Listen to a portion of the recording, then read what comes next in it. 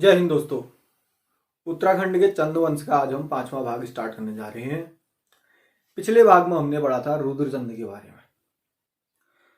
अब रुद्रचंद से आगे को हम इस भाग में शुरू करते हैं। रुद्रचंद के दो बेटे थे, शक्ति गोसाई और लक्ष्मी चंद।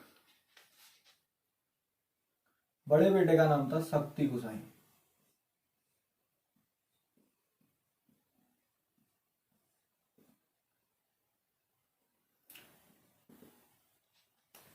शक्ति गोसाई जन्म से अंधे थे। बड़े होने के बावजूद राजा तो इन्होंने बनना था, लेकिन ये जन्म से अंधे थे, इसलिए ये राजा न बन सके। तो छोटे बेटे लक्ष्मी चंद को राजा बनाया गया। शक्ति गोसाई जन्म से अंधे थे, इसलिए इनको कुमाऊं का धृतराष्ट्र बोला जाता है।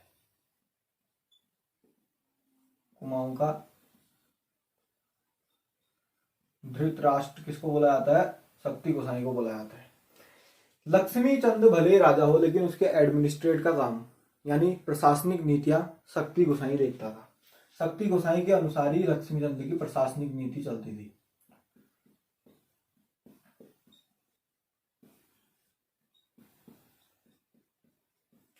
नीतियां कौन चलाता था? शक्ति गोसाई चलाता था। ये बात आप इसमें याद रखेंगे।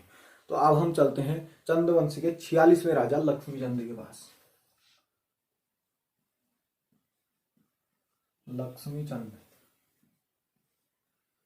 ये था चंद वंश का 46वां राजा। 1597 से लेके 1621 ईस्वी तक की अवधि में इसने चंद वंश में राजा बनाए, और ये था 46 नंबर का राजा। ठीक, आइए इसके बारे में पढ़ते हैं। लक्ष्मी चंद को कहीं कहीं पर लक्ष्मी चंद, कहीं कहीं पर लक्ष्मण और कहीं कहीं पर लक्ष्मण बोला गया है। इसलिए इसके लिए यूज क्या क्या हो रखा है? लक्ष्मण,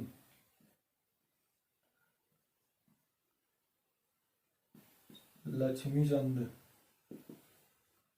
और कहीं कहीं पर इसके लिए लक्ष्मण शब्द यूज हो रखा है। तो ये कहां कहां पर यूज हो रखा है, पहले हम इसको देख लेते हैं।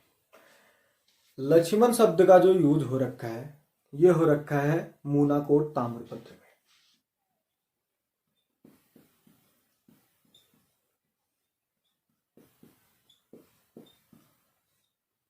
मूनाकोट ताम्रपत्र पे जो लक्ष्मण शब्द का यूज हो रखा है वो लक्ष्मी चंद के लिए हो रखा है। अब बात करते हैं लक्ष्मी चंद। लक्ष्मी चंद का सीरा घाटी से जो चंदों की वंशावली मिली है, सीरा क्षेत्र से,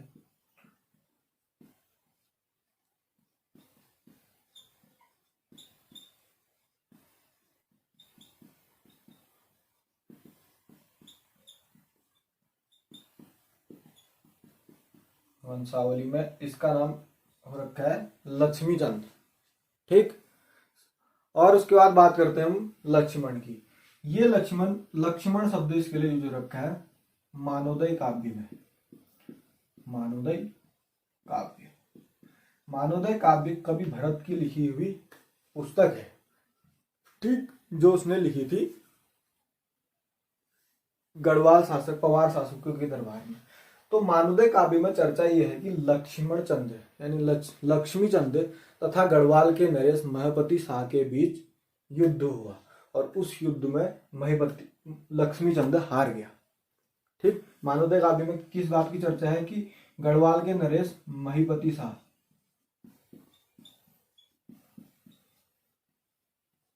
और लक्ष्मी चंद के बीच में युद्ध हुआ। इस युद्ध में लक्ष्मी चंद्र की हार हो जाती है, और लक्ष्मी चंद्र अपनी हार से बहुत ही बौखला जाता है। हार से बौखलाया हुआ लक्ष्मी चंद्र गढ़वाल अभियान पर निकल जाता है। वो सोचता है कैसे गढ़वाल को जीत लिया जाए, गढ़वाल को जीतने की कोशिश करता है। इसी क्रम में वो टोटल 8 बार गढ़वाल पे आक्रमण करता है। 8 आक्रमणों में से उसके 7 आक्रमण असफल हो जाते हैं, और 8वें आक्रमण में उसको जीत मिलती है। 8वें आक्रमण में लक्ष्मी चंद का सेनापति गैड़ा सिंह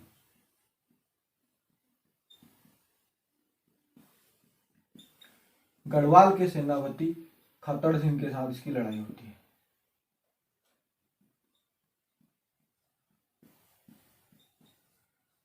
8वें आक्रमण में, ठीक है।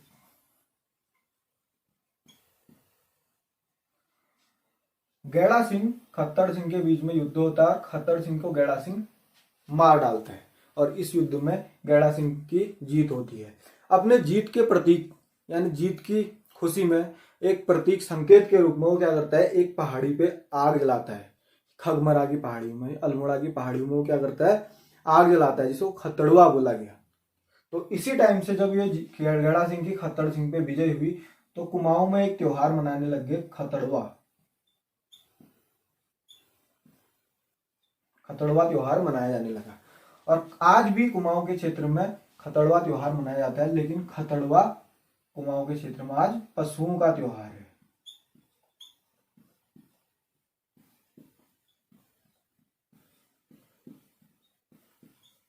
पशुओं के त्योहार के रूप में आज भी कुमाऊं के क्षेत्र में खतड़ुआ मनाया जाता है। तो आप इस बात को याद रखेंगे, खतड़ुआ पशुओं का त्योहार है। ये था इसका गढ़वाल अभियान। तो टोटल कितनी बार होता है, 8 बार होता है और सातवीं बार ये 7 बार फेल होता है और 8वीं बार ये क्या आता है, विजय हो जाता है। उसके बाद बात करते हैं, यह गढ़वाल में देखें तो महाबती शाह के समकालीन था, पवार शासकों में। और बात करते हैं मुगलों में, तो मुगलों में जहांगीर के समकालीन था,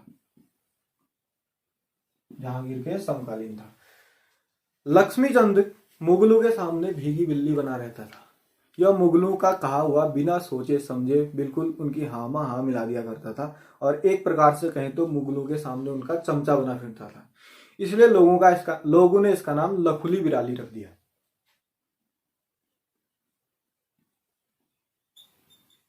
लखुली बिराली,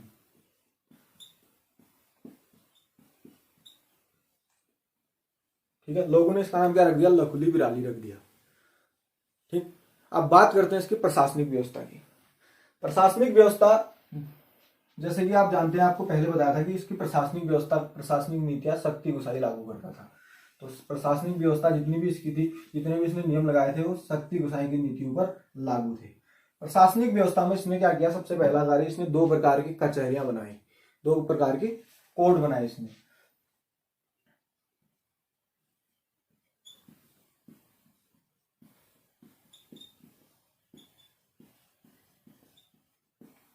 पहले कोर्ट का नाम था बिष्टावली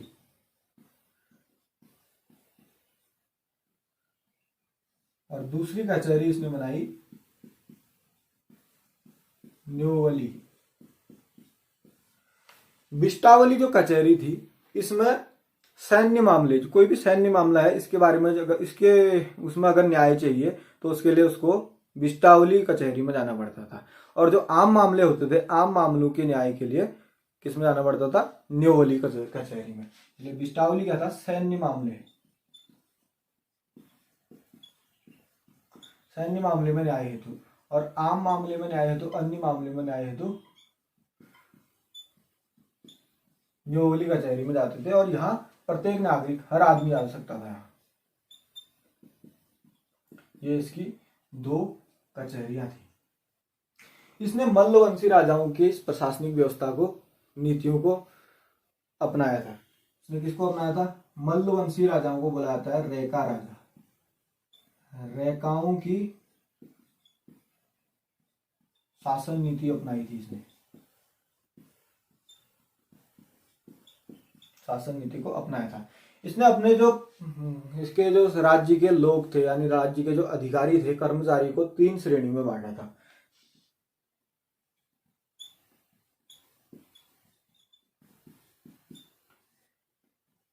पहले को बोला गया सूबेदार, दूसरे को बोला गया फौजदार और तीसरे को बोला गया नेगी। तो आप ये बात याद रखेंगे कि नेगी चंद्रवंश में एक जाति न होके एक पद था। सूबेदार बोला गया परगने के शासक को,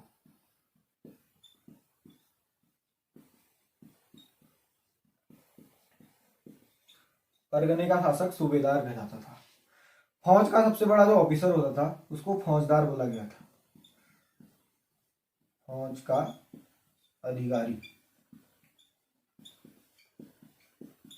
फौज के सबसे बड़े ऑफिसर को फौजदार बोला गया और छोटे कर्मचारियों को नेगी बोला गया।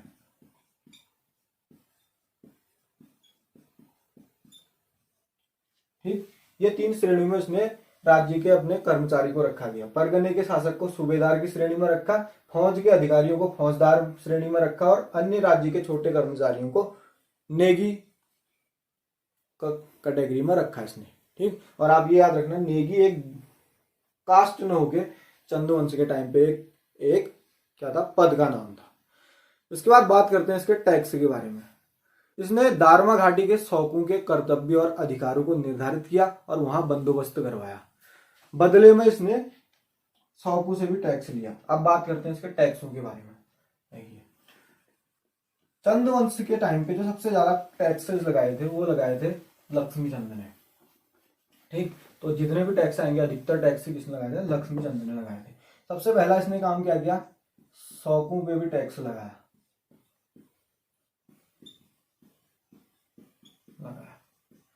शौक यानी भोटांतिक व्यापारी। इससे पहले के राजाओं के टाइम पे भोटांतिक व्यापारी टैक्स फ्री थे। लक्ष्मी चंद ने इन पे भी क्या लगा दिया, टैक्स लगा दिया। इसने राज्य में कुछ नए टैक्स लगाए, जैसे कि नए टैक्स इसने राज्य में लगाए। जूलिया टैक्सेस की बात करते हैं, इसको अच्छी तरह पढ़ लेते हैं। लक्ष्मी चंद के लगाए हुए टैक्स, इसने पहला टैक्स लगाया जूलिया। दूसरा इसने लगाया सिरती। तीसरा इसने लगाया बैकर।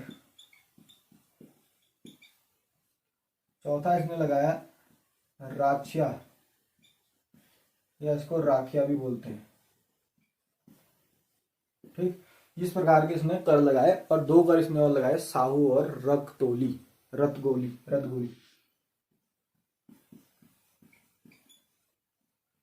और छठा कर इसने लगाया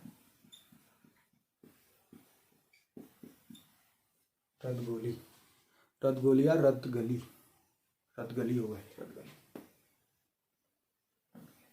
अब एक टैक्स थे क्या, पहले टैक्स की हम पहले बात करते हैं जूलिया जो टैक्स लगता था, ये लगता था नदी घाटी के आगमनों की सुविधा हेतु जो टैक्स लिया जाता था नदी घाटी में, उसको जूलिया बोलते थे। जैसे कि नदी घाटी की आगमन हेतु उसमें नदी में पुल बनाया है, या मान लो कोई ट्रॉली टाइप की बना रखी है कि आगमन की सुविधा दे रखी है, तो उस सुविधा के लिए जो टैक्स लिया जाता था उसको जूलिया बुलाया जाता था। तो ये लगता था नदी घाटी पे।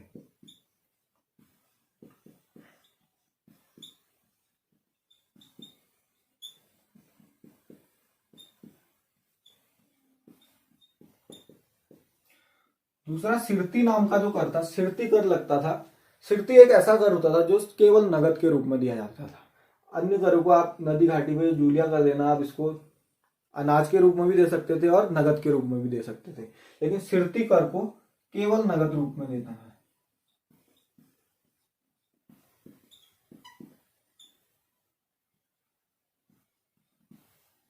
नगद रूप में टैक्स। उसी प्रकार बैकर केवल अनाज, इसमें नगद नहीं चलेगा, अनाज के रूप में।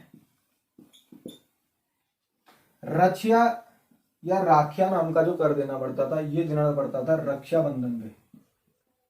इसने रक्षाबंधन पे भी टैक्स लगा दिया, प्लस जनेऊ संस्कार पे।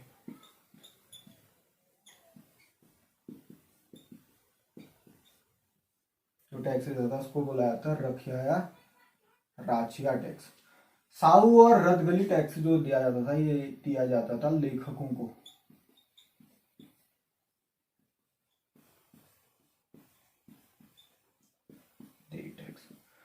अर्थात चंद्रवंश में जो लेखक साहित्य लिखते थे या जो ताम्र अभिलेख लिखते थे, उन लेखकों को जो टैक्स दिया जाता था उसको साहू और रदगली नाम का टैक्स उनको दिया जाता था। चंद्रवंश में आप ये याद रखेंगे कि अधिकतर जो टैक्स लगे हैं वो, इसके अलावा भी कुछ और टैक्स लगे थे, इंपोर्टेंट टैक्स हैं, वो लक्ष्मी चंद के टाइम पे लगे हैं। लक्ष्मी चंद के टाइम पे एक कहावत है कि लक्ष्मी चंद ने इतने ज्यादा टैक्स लगाए कि चंद्रवंश के लोग अपने टैक्स के डर से अपने घर में जो साग सब्जियां जो लगाते हैं, वो साग सब्जियां वो अपने घर के छतों में लगाने लग गए, ताकि कहीं साग सब्जियों में भी टैक्स न लग जाए, इसलिए वो अपनी सभी सब्जियां छतों में लगाने लग गए अपने। तो इसलिए आप इससे याद रखेंगे कि चंद्रवंश पे सबसे ज्यादा टैक्स लक्ष्मी चंद ने लगाए थे। इसके बाद इसने अगला कार्य क्या किया, आप टैक्सेस नोट कर दीजिए, इसके बाद अगले वाली भी आते हैं।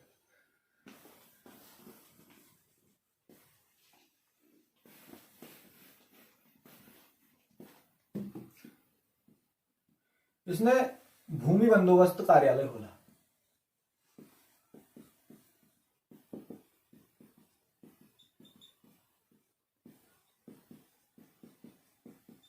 और ये कार्यालय इसने खोला अपनी राजधानी अल्मोड़ा में। अल्मोड़ा में इसने भूमि बंदोबस्त कार्यालय खोला। लक्ष्मीचंद ने बड़े बड़े बाग बगीचे भी बनाए। उनमें से जो मुख्य बाग बगीचे आते हैं, इसने मुख्य बाग बगीचे बनवाए थे। उसमें से पहला बगीचा जो आता है वो आता है नरसिंहबाड़ी।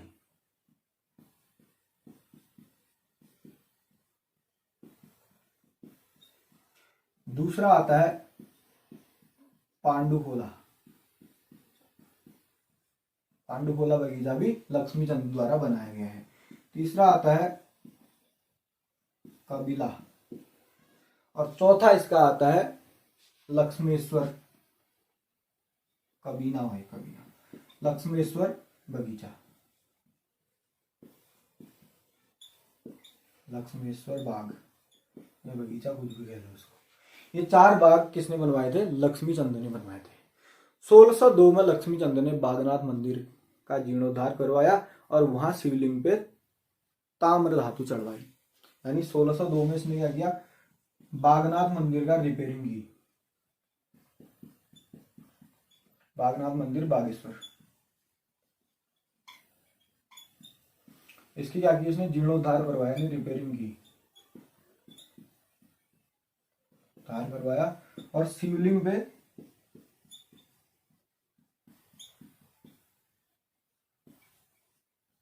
तांबा चढ़वाया।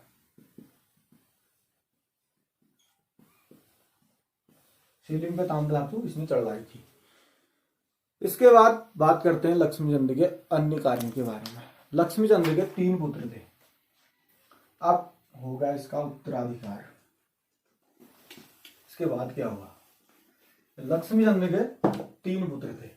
सबसे बड़े पुत्र का नाम था दिलीप चंद। दूसरे पुत्र का नाम था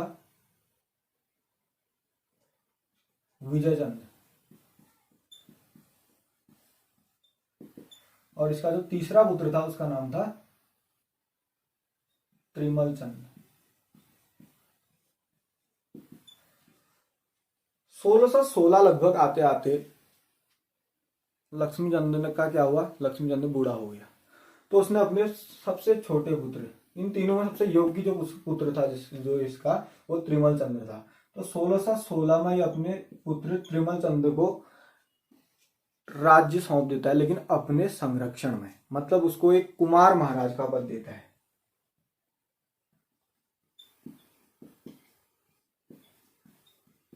महाराज यानी युवराज का पद देता है, कुमार महाराज का पद देता है त्रिमल चंद को,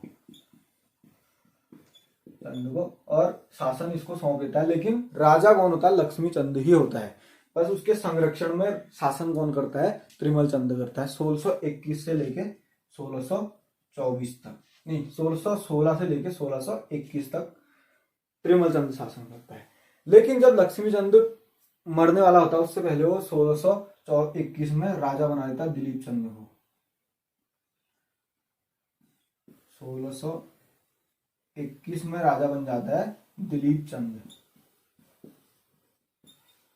सबसे बड़ा पुत्र है दिलीप चंद्र, तो 1621 में राजा बन जाता है, जिसकी मृत्यु हो जाती है 1625 में। 1621 से 1624 में, 1621 से लेकर 24 तक राजा बनता है दिलीप चंद। दिलीप चंद की मृत्यु हो जाती है क्षय रोग से, रोग या टीबी से इसकी मृत्यु हो जाती है। तो इसके बाद नंबर आया विजय चंद का। 1624 में आप राजा कौन बना? विजय चंद। विजय चंद राजा बनता है, लेकिन विजय चंद्र राजा तो बन जाता है, लेकिन विजय चंद को अनूप शहर की बड़गुजर की पुत्री से प्रेम हो गया और उसने उससे शादी कर ली।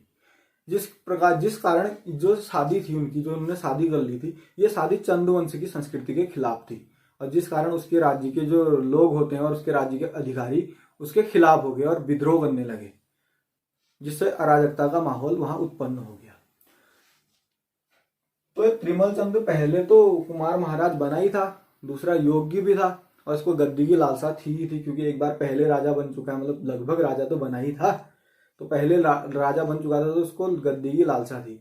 त्रिमल चंद को गद्दी की लालसा थी और समय भी उचित था इस समय, क्योंकि राज्य में विद्रोह हो रहा था। तो उसने मौके पे चौका मारा और सुखराम कार्की द्वारा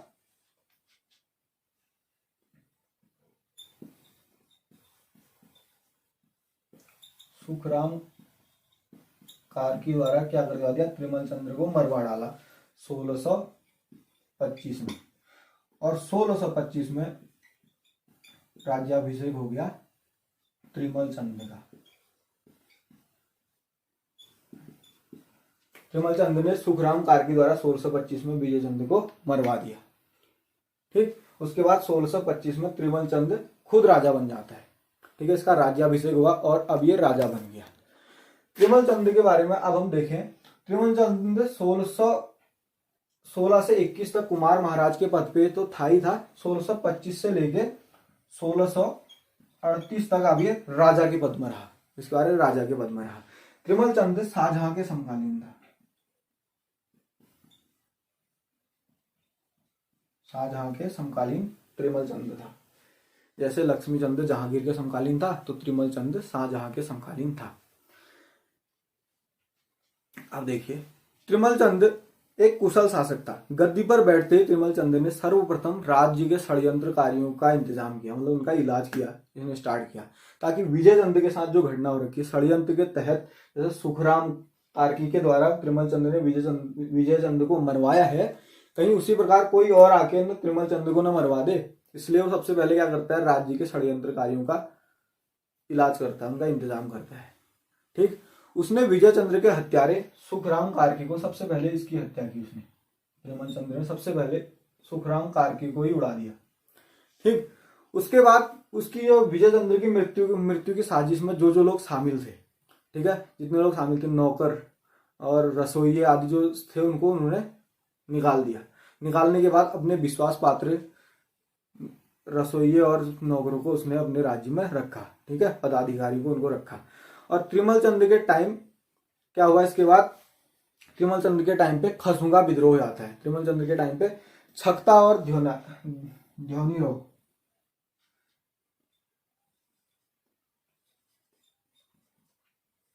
छक्ता प्लस ध्योनी रोग में क्या हो जाता है, खसों का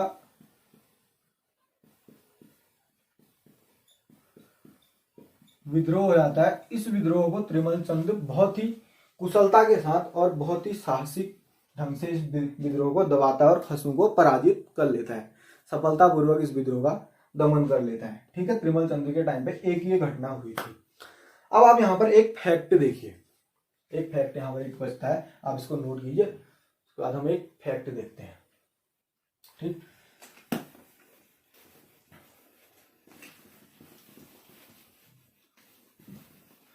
अब जैसे मैंने पिछले वीडियो में आपको बताया था कि भारती चंद के टाइम पे उसका डोटी अभियान था।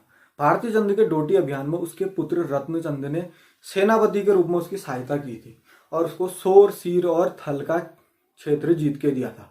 उसी प्रकार लक्ष्मी चंद के टाइम पे उसके गढ़वाल अभियानों में त्रिमल चंद ने सेनापति के रूप में उसकी सहायता की थी। अतः यहां से एक सवाल ये देख लीजिए आप, चंद वंश में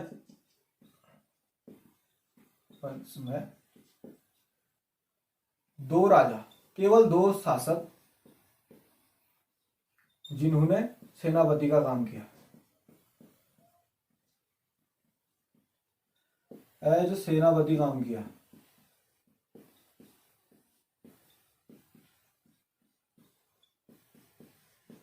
सेनापति का कार्य भी किया था। वो दो थे, पहला हो गया रत्नचंद। रत्नचंद अपने पिता भारती चंद के टाइम पे,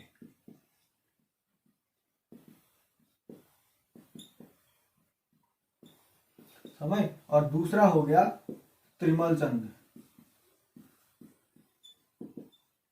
इसने की थी अपने पिता लक्ष्मी चंद के टाइम पे।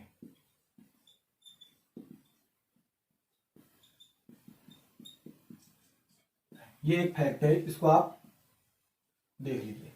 ठीक, चंद वंश में दो शासक जिन्होंने एज ए सेनापति मतलब सेनापति के रूप में भी कार्य किया है, वो दो शासक थे, केवल दो। एक रत्नचंद भारती चंद के समय उसके डोटी अभियान में, और त्रिमल चंद लक्ष्मी चंद के समय उसके गढ़वाल अभियान में।